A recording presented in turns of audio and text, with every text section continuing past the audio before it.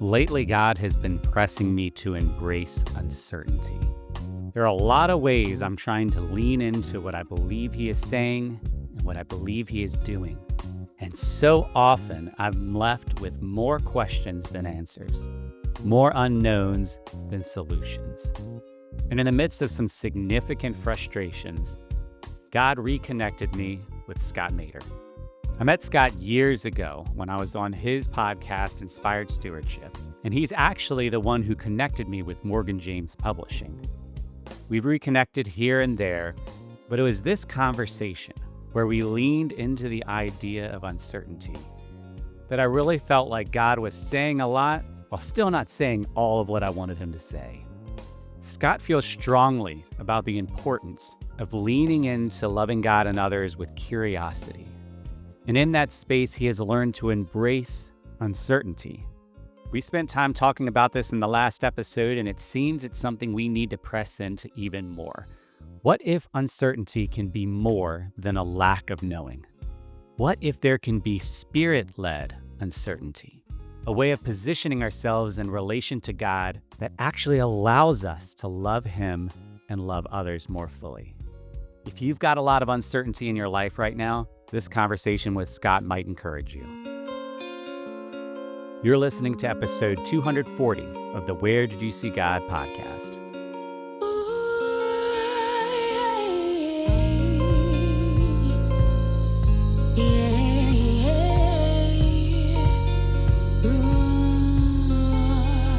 Father God, I just want to thank you that you are God and you are good, and for the opportunity for Scott and I to connect again, and for the unique way that you have kept us connected over the years. And so we thank you for this conversation, and we acknowledge that we want it to be whatever you want it to be. So we give it to you. We say, here we are. Holy Spirit, we invite you to move through it. Father God, I pray that you are honored and glorified by what happens here, and we thank you in advance for the immeasurably more that you can do with this conversation. Let's pray in His holy and precious name. Amen. Amen. Well, Scott, we connected years ago when I was on your podcast, Inspired Stewardship. And then you are actually the reason that I have a book being published by Morgan James Publishing, because you connected me with someone you knew there. And it was actually for a different book that still is about midway through its process. I was going to say, I heard the title of the one the other day, and I went, that's not the title we talked about. Okay. Yep. And then you and I have been hanging out because you are a Morgan James author as well. And so we've been on these marketing calls each week. It's been great to connect, but I'm excited to connect in this space because in all of that, we really haven't had deep conversation in a while. So before we get into whatever God's going to bring about, what would you want people to know about who you are? Oh boy, that's a loaded question, isn't it? I think the biggest thing for me now, and how I got here is a whole different story. We can talk about that some as well, is that I've gotten to the point in my life and my walk where I work really hard to be one of those people that holds to a very open hand and open heart and open mind. I try really hard to go into situations and lead with curiosity. Mm-hmm. So if I run into somebody who believes different than me or looks different than me or acts different than me, I'm more curious about how did they get there than judging where they're at, if that makes sense. And I can't do that perfectly by any stretch of the imagination, but I try really hard to do that. And as long as they're open to that, then I try to remain open to that. And so because of that, I've got a fairly diverse set of influences on my life that I continue to invite in. Now, if you're real close-minded and it's like everyone should believe like me or else, to heck with you. And by the way, this is political, this is religious, it doesn't matter, in whatever arena. If that's kind of your thought process, that I have a tendency to be like, okay, it's kind of hard for me to hang out with you then, because I'm more of I'm really curious why people believe what they believe and how they got there and what was their journey. Yeah. And I think it's the coaching experience. I started coaching professionally back in 2011. And the more I do that, the more I get where it's like, oh, everybody's got a story and they're all interesting. And it's not a matter of, is it right or wrong? It's just, how did you get here? And I think for me, that's probably my biggest value and identity right now, is trying to hold that space. Yeah. And what you said is something that a lot of people would probably get behind as a concept. But to actually live out open hand, open heart, open mind is often costly and functionally can make you look foolish or reckless. Mhm. And so, It's also exhausting sometimes. and it's exhausting. It's a lot of work. And so it's a way of living that people on the surface would like. It's very hard to live out, and you are actively choosing to continue to do it. So, what brought you to this place of being actually open to living this way? I think in part being closed Mm, is what led to it, and my own experience with that. A lot of it is my faith journey in that I was raised in a Methodist family. My father, my mother, I went to a Methodist church. My father was kind of a pillar of the community out and about in the world, and yet in private, he was an alcoholic. mm, He was abusive to my mother and my sister. Never abusive physically to me, emotionally abusive to me, but never physically abusive to me. Which of course also leads to guilt and all sorts of things of why was I never picked on and yet they were, and that kind of thing. And a lot of this is stuff that when I was growing up, I didn't see it this way, but I've dealt with it and processed it and got to the point where I could just say out loud that I love my dad. mm-hmm. I did not love the fact that he was an alcoholic and an abuser, Yeah. Yeah. and I'm going to choose to take the parts of his identity and the parts from him that I learned from that are good, and I'm going to choose to leave the others behind.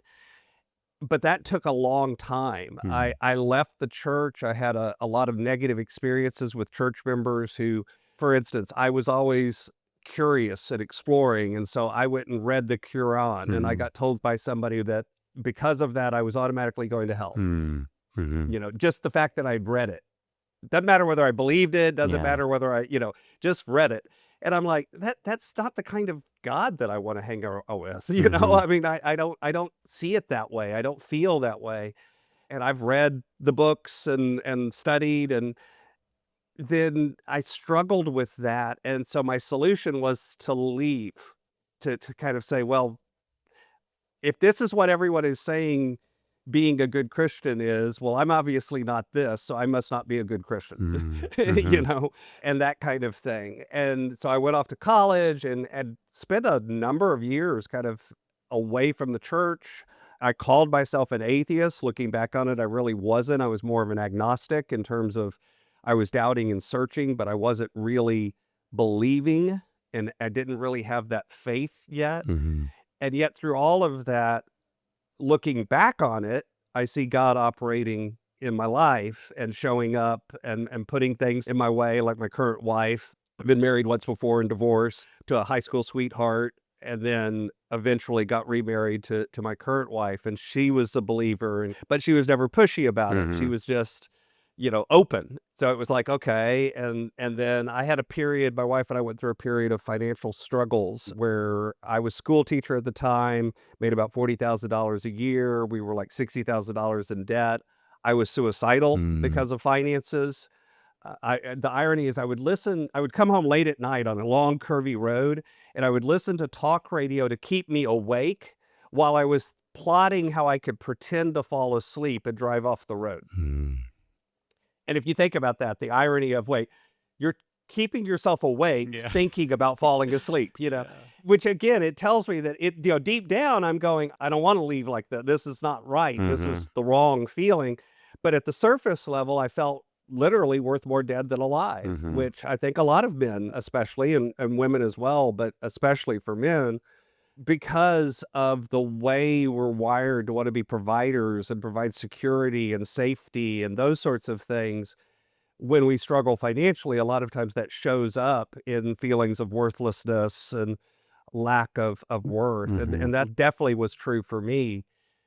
And as we went through that, I eventually heard some messages. It was the Dave Ramsey show. And hearing Dave did not convince me. I was arguing with Dave. I was Mm-hmm. mad at the stupid stuff he was saying on the radio. But then one of the Fridays came along, and back then on Fridays, they had debt-free screams, and somebody told their story. A man and a woman came on, and they told their story. And it wasn't identical to mine and my wife's, but there was enough pieces that I could connect to that journey. I could connect to that story. And it finally opened my ears to going, maybe there is a way. Yeah. Maybe there is something I could do. And that exact same experience, that exact same moment also made me go, and maybe this is actually God showing up. That kind of epiphany also opened my heart to returning to faith and returning to those sorts of feelings. And then as my wife and I journeyed out of that, because I finally came clean to my wife and told her what was going on. My wife's a smart lady. She knew what was going on. I'm protecting her by not talking to her. She's protecting me by not talking to me. Secret of a good marriage, don't talk to each other. That's terrible advice. Don't do this. But, that was what we were doing because we were protecting each other. The intent was good. The action and behavior was wrong, and that the same thing with me plotting my suicide. Honestly, my intent behind it was good. The experience of doing that was completely wrong. Right. Not wrong methodology, wrong thought process, wrong plan. And so I kind of returned to that, and literally at the same time when we decided that, hey, we're going to do this get out of debt journey, I said, but we need to find a community to do this with. We need to find a church that we can go to, and I want to be surrounded by other believers as we do this. It's always interesting to me looking back that those two events are the same event, even though at first glance it seems like those don't have anything to do with each other, but they do, at least for me. All of that background to say, out of that came this idea of story and curiosity, because it was the story that connected me. And I started getting interested in how other people felt about money and how other people felt about faith and how other people felt about God. One of the questions I ask on my show is, tell me about how your faith journey and your life journey intersect. And people were like, oh, so you mean where do I go to church? And I'm like, absolutely not. That has nothing to do with that, the question, because I don't care if you go to church. The question is, how has your faith journey or your spiritual journey or where you're at today, how has it intersected with how you got here? And that to me is fascinating. And so that's what's led me down that road. Now, as you said, I do not claim to do it perfectly. I'm absolutely not perfect. There are people that will say something to me and it makes me mad or irritates me and I'm closed down about it. But I also try to be conscious of when that's happening and go, wait a minute, stop it. That's not how you want to be. Open up, ask questions, and get curious again. I call it wearing my curiosity hat. I really need to get a hat made that says like curious on it and just like physically wear a hat. Yeah. You mentioned somebody getting mad at you because you read the Quran, and the mindset they had was any interaction with it was dangerous and harmful. Almost as though it was a virus. It would infect you. Yeah. And so what have you discovered then? If there are people that think that any contact with it is like that, what have you seen that is actually what happens in those moments? I think if people sincerely have the attitude of let's find what we have in common instead of what we have different, regardless of their belief, regardless of their background, regardless of their faith or lack of it, honestly, we can work together. You know what I mean? It's the big tent mentality of, hey, we don't actually have to agree on everything to agree on the idea that we serve a God who's greater than us. And even if we don't call it God, I've had people that are like, well, I don't call it God. I call it the universe. I'm like, okay, fine. It's the same thing. Your attitude is, I care about people and I want to love on people and take care of people. And I sincerely intend to make the world a better place. Well, I can work with that, even if we don't agree politically or we don't agree religiously. I had a client couple, a Muslim couple in Dubai that I worked with for several years, about 3 years. And at the end of it, we had a running joke where he would say something biblical, something from his book. And I would go, hey, that's in my book too, and then I would say something and he would go, hey, that's in my book too, because we sincerely were looking for what do we have in common, and he knew I was Christian. I knew he was Muslim, but we could get along because we were not trying to figure out what we saw differently. We were trying to figure out what we saw alike, if that makes sense. Yeah. And at the end of it, he says, I need to pay you a compliment, but I'm not sure you're going to take it as a compliment. I'm like, well, yeah, at this point, we worked together for 3 years. You know, you're not going to offend me. Say whatever you want. And he goes, you're Christian, but you're not annoying about it. I went, absolutely, I will take that as a compliment, my friend. I'm like, I'm annoyed by some of them too, because I think it's pride. When we have that sense of I'm right about everything, it's like we're now adopting the position of God. And one of my favorite expressions is, that one's above my pay grade. I don't get to make the final decision on that. God's already made that decision. Yeah. It's presumptuous of me to say, I know what that decision is, I don't know about you, but I've literally got a long list of questions that I want to ask God, right? It's like when I appear, I'm like, here, before I go, can you answer this list? Here you go. You got some explaining to do. You got some explaining to do because this is, I don't understand a lot of things, but I'm okay. I've gotten to the point now where I'm much more okay with the idea that I don't have to. I have to be faithful. I have to listen. I have to be, obedient, and obedient here has a negative connotation for some people. It really shouldn't, but it does. And I have to respond in that way. And that's my job. Yeah. Yeah. Let God do God's job, and God will sort it out. Yeah. And I don't have to be right to be faithful. I just have to be faithful.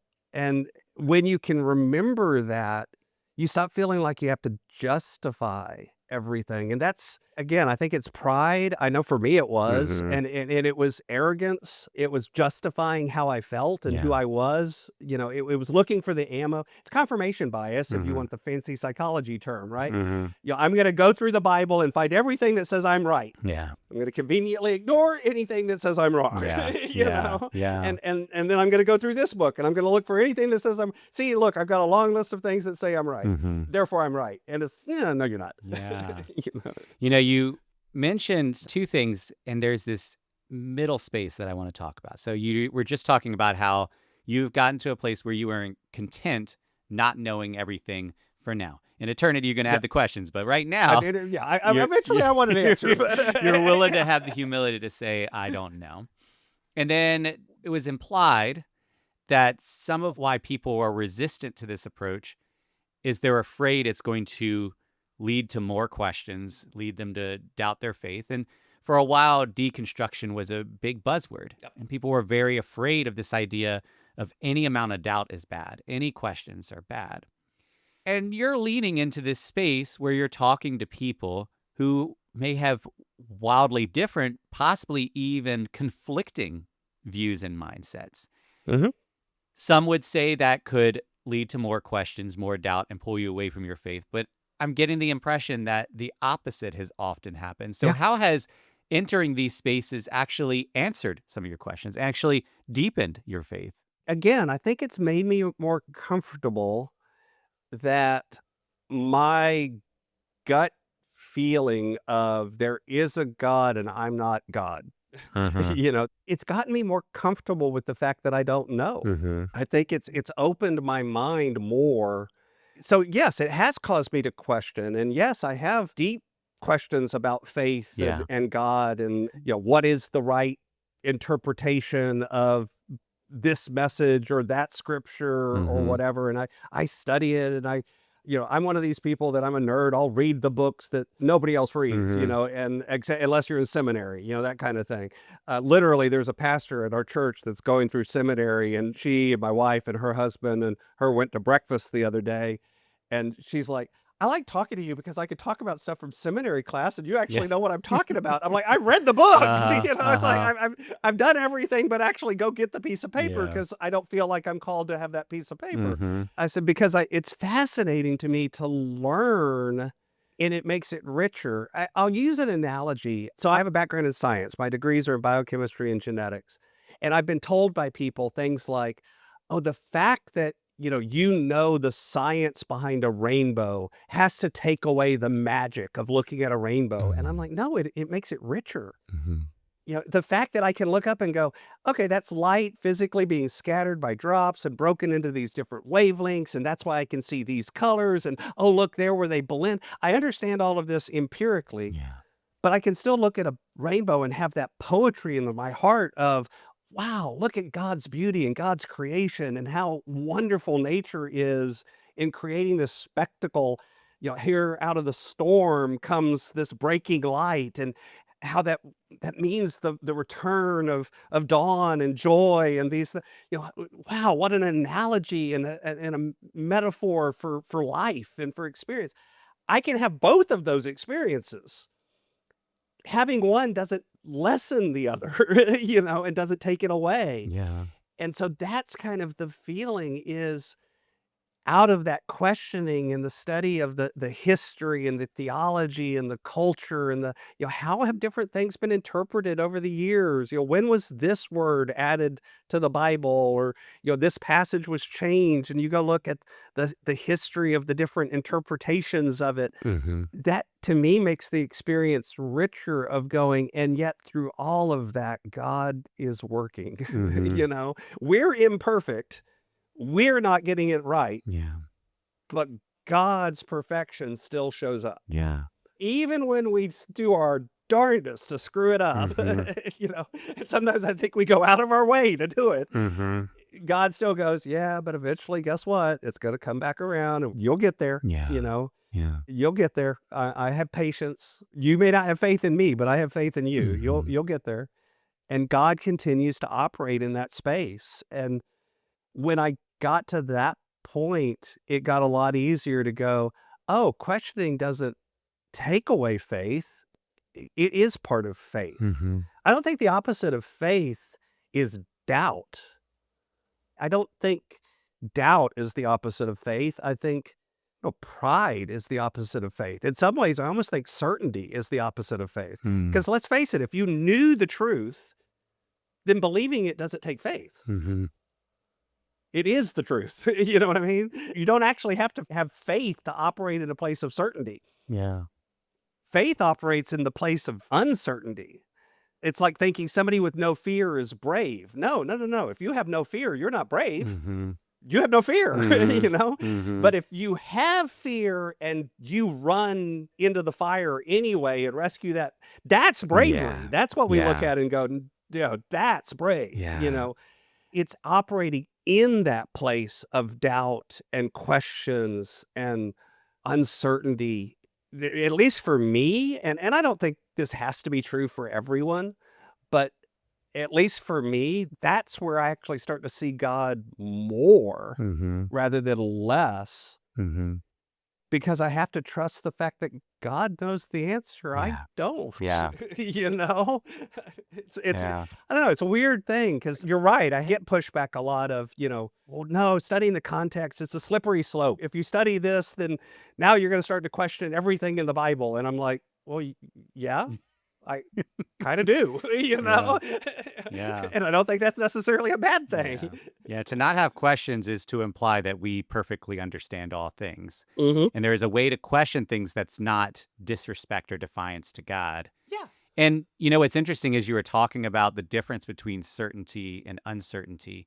I realized a big part of it is who it is we're actually choosing in that moment. Because in certainty, a lot of times the reason we want it is because we want security, we want control, we want comfort, so we're choosing ourselves. Uncertainty actually requires us to reject ourselves more often than not as an act of choosing God, who's not telling us what he's going to do and resolve. and so it is an act of love towards God. When you were talking, it reminded me that Oswald Chambers in My Utmost for His I Highest. have it sitting right over there. I'll read a little bit of it. What we will be has not yet been made known. 1 John 3:2. Naturally, we are inclined to be so mathematical and calculating that we look upon uncertainty as a bad thing. We imagine that we have to reach some goal, but this isn't the nature of the spiritual life.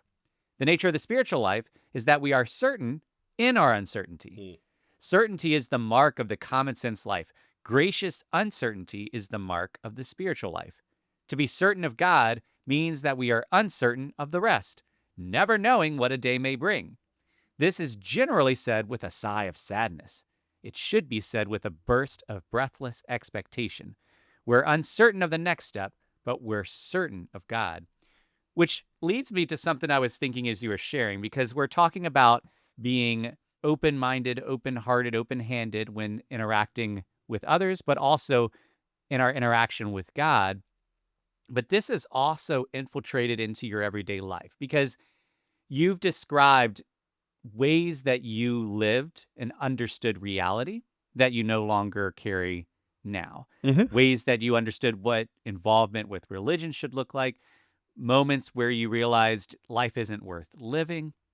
And now you're at a place where your mind is so open to realities counter to what you knew that you're rethinking what money is. You're rethinking what vocation is. You're rethinking a lot of things that are pretty well defined by most people. And you're starting to say, I don't know that it's actually that. Hmm. So tell me about that, how this whole experience has changed how you engage the everyday things of life that others think are certain. That's how the coaching business was born. What literally happened, for those that are listening, I run a business called Inspired Stewardship. I consider myself a full-time coach, and I identify as a stewardship coach. And I'll talk a little bit about that in a minute because I think a lot of people are confused by that word. But how it was born is pretty early on when my wife and I came together and said, hey, we're going to do this thing. We're going to do different. I was making a job transition. There was, I had some health problems. There collapsed lung twice, once in Mm. December and once in January. For those of you that know how insurance works, that means I got to pay everything twice. This is why we're trying to get out of debt. All of these challenges and experiences, and yet the way we started showing up was very different than the Mm. way most people were showing up. And we were making different decisions and we were doing different things. And literally, someone at church came up to us and said, you and your wife are weird. Do you think you could help us be weird? Mm. That was literally how they put it. Mhm. I went, sure, we could probably do that. And they paid us $135 to work with them to coach for Wow. 3 months. So that was our first coaching client. I didn't know that at the time. I would Mhm. not have said that was a coaching client. Mhm. We were just sitting down and mentoring someone. And I realized, wow, this is powerful. Having someone sit down with you and walk with you in this and ask questions and not tell people what to do and not give them the answers, but sometimes give them a tool or equip them with something, but mainly just walk with them Mhm. and listen to their story and guide them and ask questions and have that faith in them and have hope that they could borrow until they find their own, because sometimes you're so deep you don't have any hope. You gotta borrow somebody else's. Mhm. I just said, okay, let's start this coaching. And we did it. And still to this day, I have a ministry arm of the business or a benevolent side. And then I have a business side of it. And then we started that from the very beginning and started working on the business while I was in corporate and climbing the corporate ladder. We're doing this on the side. And the we in this is my wife and I. She's a full partner in the business, though she doesn't show up as the front. Mhm. She's the behind the Mhm. scenes person. And all of this came about as I was struggling and wrestling with what to do and what do you call it? What is this thing I'm doing? And I discovered coaching and started studying that and learning those skills and, oh wow, this is what I'm doing, but what kind of coaching? Mhm. And I argue, by the way, that all coaching is life coaching. It's just a matter of what lens of life we want to look through. Mhm. And eventually, and it took several years, I began to notice that the way we show up with money and with time tends to be resultants of our beliefs and our mindsets more than it is how much money we make, or Mhm. it's not the factual stuff, it's the emotional stuff, it's the squishy stuff. Mhm. And it shows up in our money. And so when people are saying things like, I make too much money to feel this broke, it's not really a money problem. It's a mindset, a behavior, a belief, Mhm. a faith Mhm. issue. And as I began to label it that, I realized that there was a perfectly good word, stewardship, that unfortunately had come to not mean what it really means, which is that idea of having the mindset of all of these blessings that I'm given with are not mine to own, they're just mine to manage. And they're mine to manage on behalf of the ultimate owner, which is God. And that means I'm supposed to use these to make the kingdom a little better. Mhm. And a lot of times we're not, Mhm. you know? And when we're not, it tends to show up in strain and struggle and misalignment and arguments and fights and divorce and all of these other things. They're symptoms of a misalignment of that belief. And the reason why I say stewardship unfortunately doesn't mean that anymore is, unfortunately, in a lot of Christian churches, you hear the word stewardship once a year, Mhm. and it's usually in September, October. They have a stewardship campaign when they talk about, next year's pledges. How much are Yeah. you going to give to the church next year? It's 100% in a orientation of money. The only other time you hear it is, hey, we're starting a building campaign. And so go see the stewardship committee about how much you want to give towards the building. Mhm. They're all money. And it's like, that's not, at least in my opinion, that's not biblically what the concept of stewardship is supposed to be. And it's Mhm. certainly not historically what the concept of stewardship is supposed to be. It's so much richer than that. Yeah. And we've made it so small.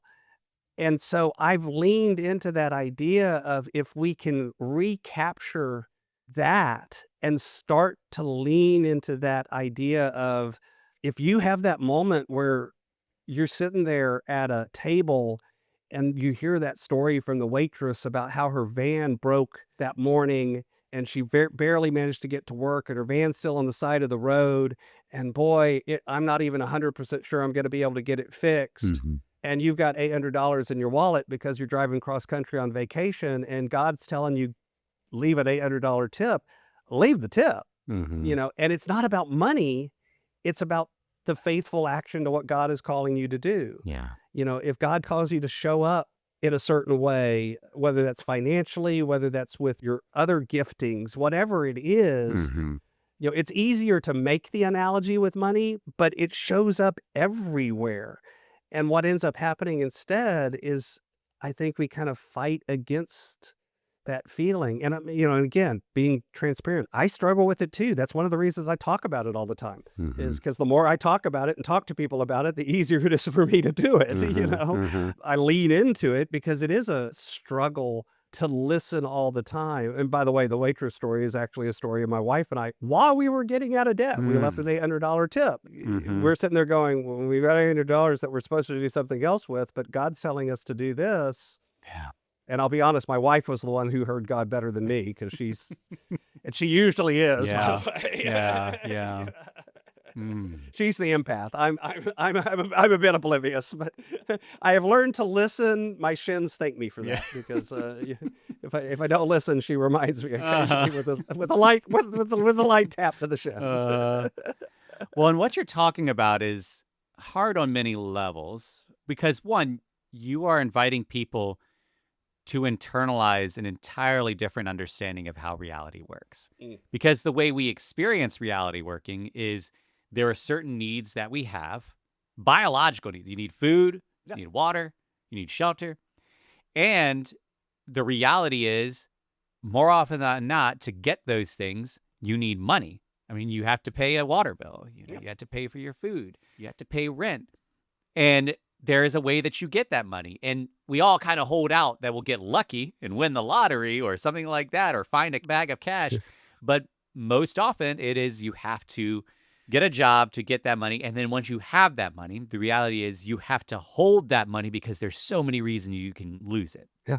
So someone's hearing a story like that and they could be thinking, I mean, well, you earned that money. That's your money. Or they could be thinking, okay, but what if then you get on the road and your vehicle breaks down? Yeah. Or they could be thinking all kinds of things. So you're inviting people to take on an entirely different understanding of reality. But even beyond that, you're inviting them to believe things that will leave them with a lot of questions that might be hard to believe. Because if you lean into the belief that you don't need that $800 and you leave it, you're also choosing to believe that God can provide in other ways. Because again, it's not like you're going to take on another job while you're on the road and suddenly make that $800 back. So you're trusting that God's going to do something. But then if he doesn't do it in the way you Oh, expected, and God seldom does it the way I expect. right. Yeah. And so you're inviting people to let go of stuff that seems pretty easy to prove Mhm. and to grab onto stuff that, as you just noted, often doesn't play out the way you expect. Yep. And so, how does someone navigate something that just realistically is very foolish? You see, I don't think it is foolish. I think it's actually wisdom. That's the contradictory part.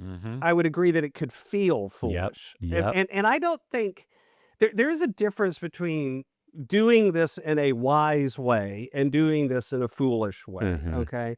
Again, I mentioned my wife is an empath. My wife can walk into a room and within 5 minutes, she's like, that person over there is hurting. I'm going to go talk to him.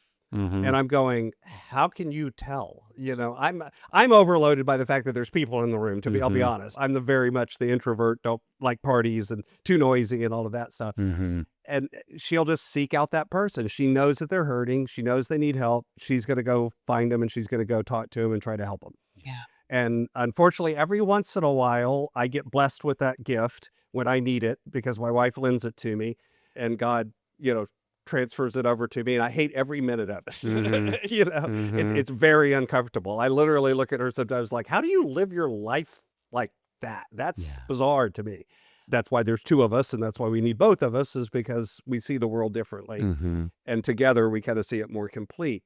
So getting back to, your question, it's not foolish because it's not about testing God or trying to prove God wrong in a way. It's not about, hey, God, if you're big enough, you can make, make this show up and take care of me. If it comes from that kind of prideful arrogance, boy, I always come back to pride. That's such a key sin for me. And I mean that in both senses of the word, in that it's a key sin for me in terms of it's the one I struggle with the most. Yeah. And it's a key sin for me. And I think it's a root sin for so many mistakes that we make. So it's a key sin in both ways, not more important or less important, but just, a keystone. And it's that feeling of arrogance or pride of either I'm going to prove God wrong, see, I'm going to prove God can't take care of me. See, he doesn't really love me. He won't take care of me. I'm going to set him up for failure.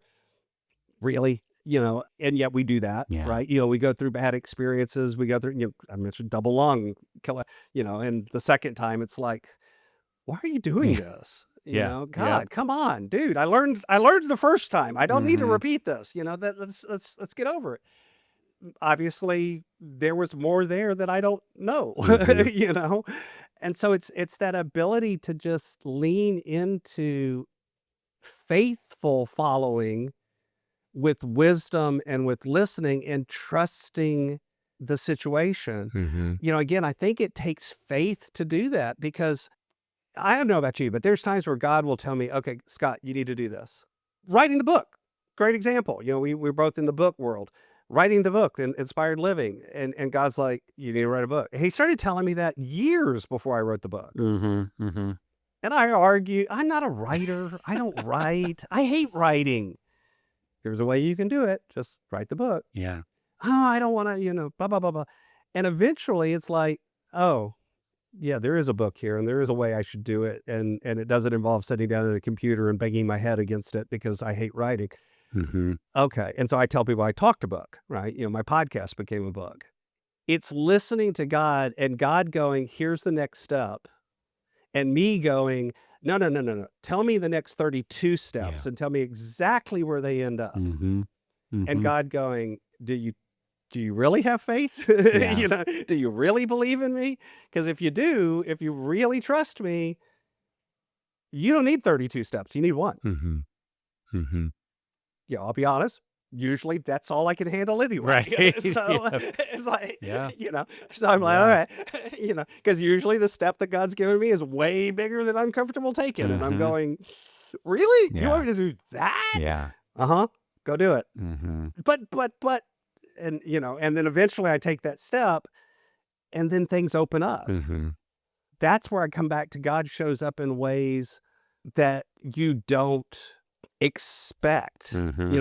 There's passages like store up treasures in heaven. And I think a lot of times we hear that like, oh, I'm going to have a big house.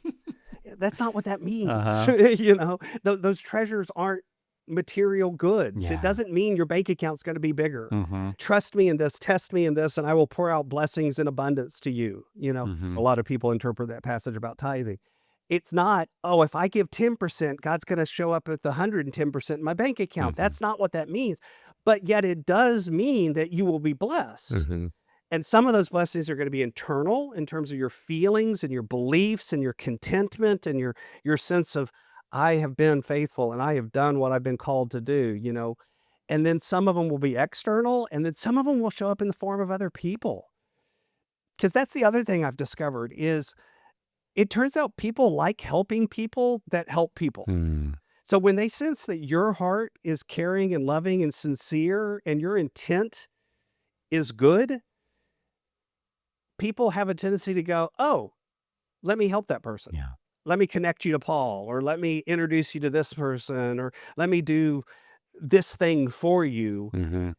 in ways that I never would have expected. I don't deserve. Grace shows up sometimes in the form of other people. Mm-hmm. And yeah, it may not be $800 coming back into my bank account, but it may be, and this has happened, where I go in to pay for the gas back in the day before there was pay at the pump, Yeah. and somebody paid for my gas. Yeah. And it's like, who paid for my gas? Yeah. Why did that happen? That never happens. Mm-hmm. Nobody pays for somebody else's tank of gas. Yeah. Yeah, the guy in front of you paid for it. Yep. Okay. So it's things that oftentimes we don't see Mm-hmm. because they don't make sense to us, Mm-hmm. that are the echoes of that open-handed heart allows things to flow back to you just as surely as it allows things to flow away from you. Mm-hmm.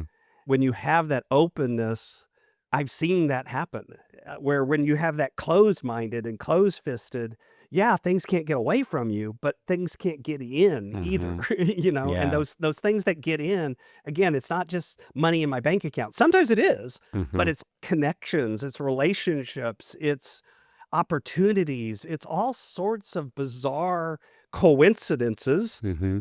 he puts in air quotes, that, are God operating. Yeah. They show up and God says, okay, Yeah. you're being faithful with that. I'm going to give you a little bit more to manage. Mm-hmm. And that may be more in terms of a business or a company or a paycheck, but it also may be more in terms of relationship and stewardship of others. Mm-hmm. You may become that person that mentors kids or that mentors a coworker and suddenly opens their eyes to the gospel for the first time because you don't beat them over the head with it, but you say, this is who I am. Yeah. Yeah. And they go, oh, I connect to that. Yeah. Let me learn more from you. Whatever it is, those are all God showing up Mm-hmm. in that open-hearted, open-minded, open-handed, I'm just going to be faithful to take the next action, and God can take it from there Mm-hmm. because he'll tell me the next action whenever I need to know what the next action is. Yeah. Yeah. Well, and all of what you just said is why you were able to start by saying, well, it's not actually foolish, Yeah. right? Because if somebody's only thinking from a limited human understanding, and if they pridefully think that they've got a good grasp on life, then you're going to have a limited framework from which to work. I was talking to somebody the other day who is a Christian, who is really wanting to seek God and know God and trust God. But when I told them that I've been full-time volunteer ministry and not gotten a paycheck since 2018, they looked at me dead in the eyes and said, that's not okay. Like, it was a jarring moment from we were smiling and joking and all that to like, that's not okay. Yeah. And it shocked me because what they didn't know is how I've seen God's reality far differ from what I thought the reality was. And I was going into it having already served in ministry. So I was already open to a different understanding, and God was going to shake it even more. In 2 verses that support what you said, that it's not actually foolish, it's wisdom, is one, when God says, my ways are not your ways and my thoughts are not your thoughts. And then this one in 1 Corinthians 1, verse 25, for the foolishness of God is wiser than human wisdom, and the weakness of God is stronger than human strength. In other words, our wisest and strongest moments are nothing compared to God's wisdom and God's strength. And this is what the good news is. A holy God doesn't have to do a thing for us, doesn't owe us a thing, and yet he in his love chooses to share that wisdom and strength with us, work that wisdom and strength and love through us. And the deciding factor is if we're willing to say, okay, and have that open mind, open heart, open hands. And so you've mentioned your journey to getting to this point. you have humbly acknowledged that you don't always get it right. Oh, yeah. And so for someone listening that says, this sounds really big, really intense, really outside of my ability, but I want to lean into it. What could it look like for someone to take a step in this direction? I don't think there's one answer to that question, but I'll share a couple of things that at least have helped me along the journey. Mm-hmm. One is be very deliberate and intentional about creating quiet time. And quiet time may involve prayer. It may involve meditation. It may involve a walk, but a walk without the podcast in your ears. Mm-hmm. As a podcaster, that's hard for me to say, but there you go. you know, I literally mean time beyond just reading the word or Mm-hmm. reading the Bible or that kind of thing, but time to actually just listen. Mm-hmm. To sit on the front porch with that cup of coffee, in my case, sit on the back porch with that cup of coffee and Yeah. watch the chickens, Yeah. that's a time for me. We got 3 chickens Mm-hmm. and Mm-hmm. I think they're hilarious. Mm-hmm. I just love watching them Yeah. and watching how they interact and going, okay, God, what is it that's the next step for me? What is it you want me to do? Mm-hmm. And then listen, because you'll hear echoes. I have never had the privilege of hearing the audible voice of God Mm-hmm. out loud or in my mind say, "This is the next best thing, Right. take step X." Yeah. I've Yeah. never had Yeah. that. But what I begin to get is kind of an itchy peacefulness, Mm. which sounds weird, Mm-hmm. in terms of I get a little bit of a push or nudge that maybe you need to go in that direction. And when I lean into it or start thinking about it, I get echoes back of, yeah, Mm-hmm. that's going to make you feel better. Yeah. That's going to be better for you. Go that direction. And then that gets echoed inevitably throughout the day, throughout the week, throughout the month, throughout the year in other things. Coincidences start showing up. That person that you sit down and have a cup of coffee with says, I've been thinking about this, and the thing they're thinking about is the exact thing that you were praying about that morning and Mm-hmm. going, Mm-hmm. okay, yeah, something else is the universe, God, whatever name you want to give it, echoes back to you that, yeah, this is the right direction. So that would be one thing. Be very deliberate and intentional and protective. That truly is holy space. Mm-hmm. And most of us don't allow that in our life anymore. There is so much noise. Mm-hmm. And I'm bad about not always protecting that time and getting busy and looking at the phone or whatever, turning that podcast on and Mm-hmm. not reminding myself, wait a minute, you need that quiet too. You need to be comfortable with the uncomfortableness that comes in silence. So that would be a big one. Another thing that was helpful for me is I challenged myself for a number of years, and I've done this in different ways. I've read the Bible cover to cover. I've read, just the New Testament, just the Old Testament. I've just read Proverbs one time, just back and forth, every day, read a proverb, every day, read a Mm-hmm. proverb. And it works out beautifully if you Yeah. do that in Yeah. terms of timing.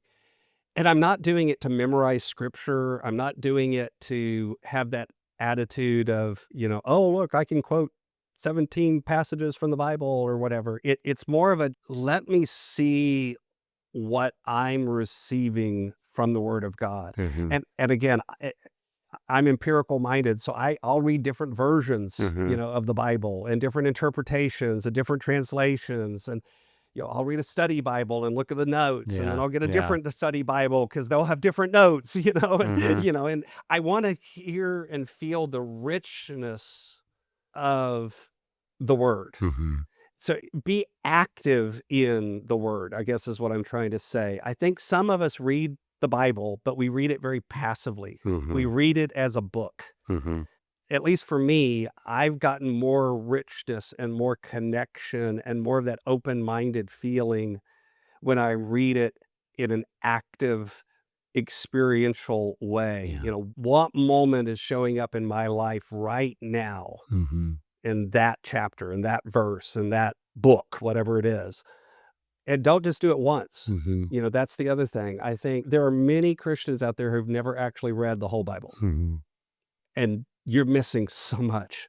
And I don't say that in a judgy way, but just there's so much more that God has for your life if you just look. Mm-hmm. And this isn't about making you a better Christian or, that person's more Christian than that person. Because it's none of that. It's not competition. It's not prideful. It's the richness of relationship, because those two things together is what allows the person struggling with this to move a little bit further towards, I really do trust God in the way that really means to say, I trust God, not just to say it, but to actually mean it. Mm-hmm.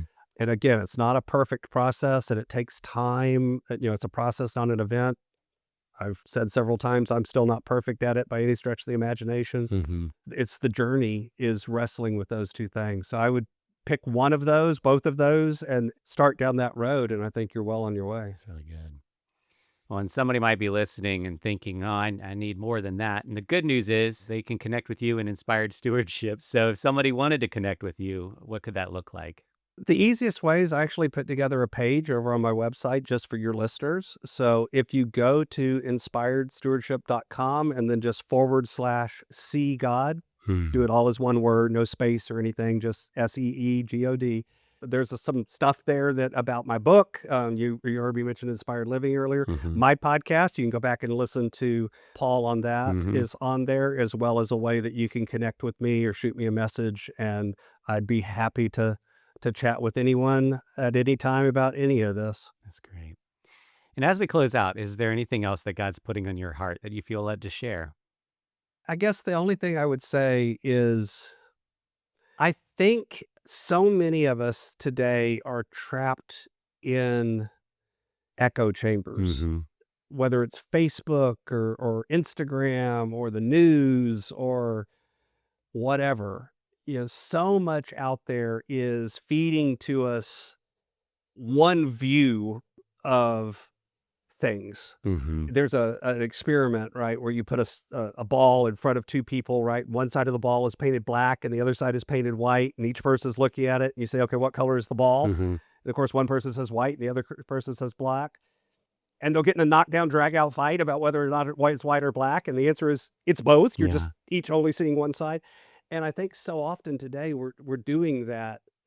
Politically in the U.S. Is obvious, but globally, in so many places, we're moving away from each other because we're not connecting to each other as humans, as people, as children of God. Yeah. And I hate to tell you this, but that person that you hate is still a child of God.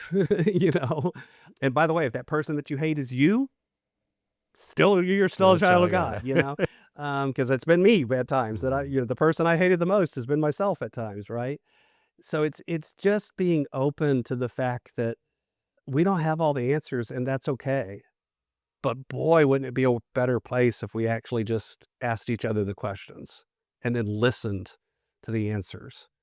I really think that's the birthplace of the kingdom, so to speak, is that sincere curiosity. So I would encourage people to just lean into that curiosity. When God tells you, listen, and ask questions, and then just shut up and listen. And you'd be amazed at what will come into your life. You will walk, you will run, and dance through the streets, shouting praise to the one. You're healed, you're clean. Go out, tell the people what you've seen. Revived in Him, new life in Him. Revelation 10, verses 1-4 say this. Then I saw another mighty angel coming down from heaven. He was robed in a cloud with a rainbow over his head. His face was like the sun, and his legs were like fiery pillars. He was holding a little scroll, which lay open in his hand. He planted his right foot on the sea and his left foot on the land, and he gave a loud shout like the roar of a lion. When he shouted, the voices of the seven thunders spoke. And when the seven thunders spoke, I was about to write. But I heard a voice from heaven say, seal up what the seven thunders have said, and do not write it down. As I think about this idea of uncertainty, I was reminded of something that I wrote in my devotional, A Journey Through Revelation, for the person who doesn't want to read Revelation.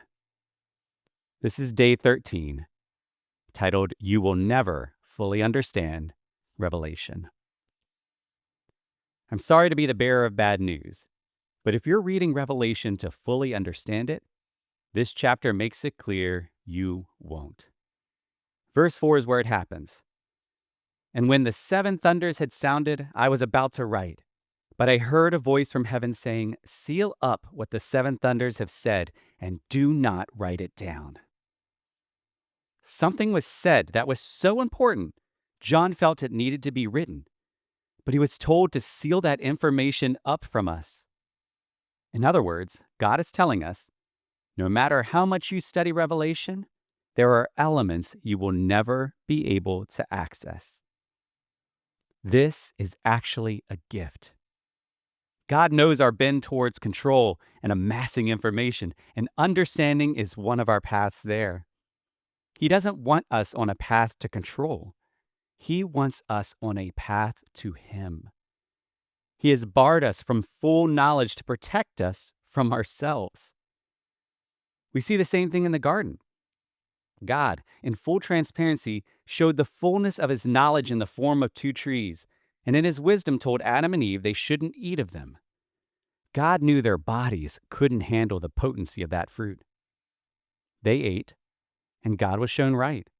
That knowledge corrupted their minds and made them incapable of naturally trusting God and knowing their true identities.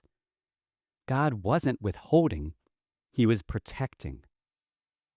If we feel angry that God blocked the words of the thunders, we should ask, why do we feel like we need to know? What are we after? Or more, why don't we trust God? After all, God likely has a reason for not giving us that information. Think of it this way. If you look at a bottle of medicine, you'll see dosage recommendations for various ages. Adults can take up to 2, children can take 1, but 2 and under should never take it. Pharmacists know that the size and maturity of your body determines what it can handle, and baby bodies just aren't ready for most medicines. The fact that Scripture connects our spiritual maturity to age ranges like infant and adult means this comparison might not be far-fetched. However, just because your body can handle something doesn't mean it is without consequence. This is why those bottles also list side effects.